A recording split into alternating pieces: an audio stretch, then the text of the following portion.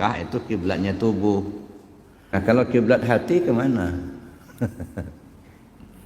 Kiblat hatinya satu, kiblat nyawanya kemana?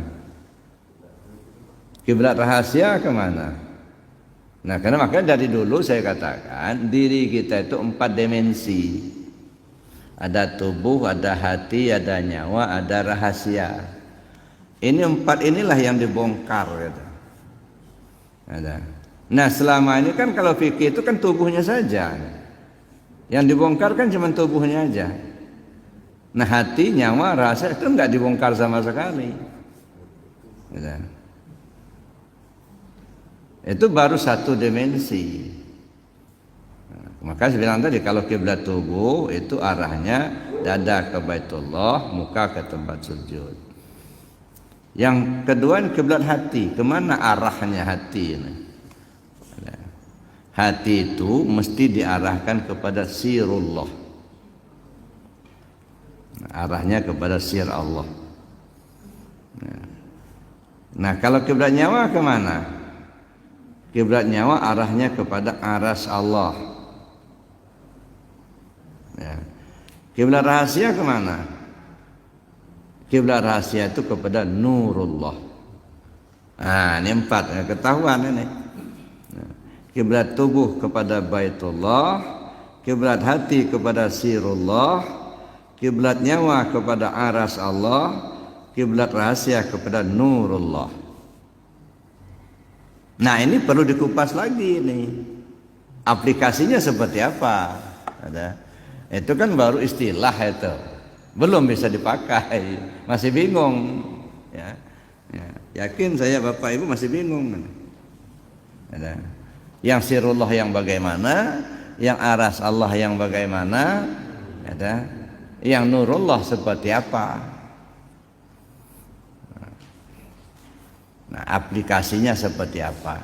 Ada. Nah, makanya tidak bisa hanya ilmiah tanpa amaliyah. Ada ilmiah, ada amaliyah. Karena amaliyah itu praktek daripada ilmiah.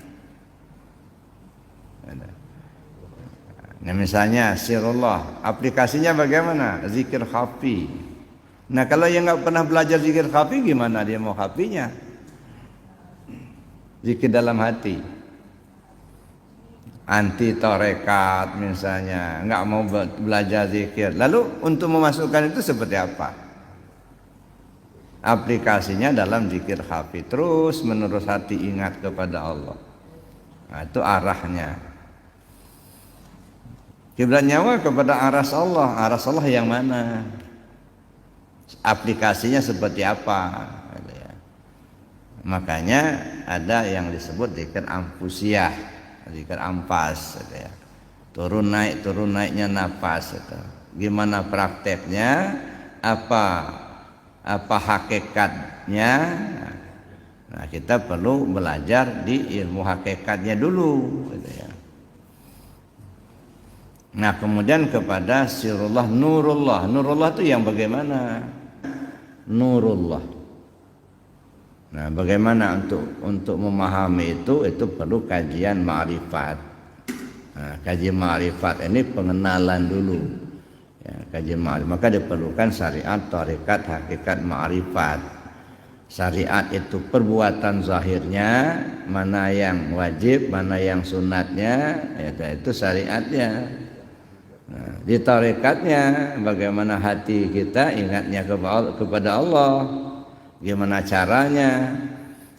Dalam tarekat sebut dulu namanya, sering-sering sebut namanya, lalu kemudian ingatlah kepada yang punya nama.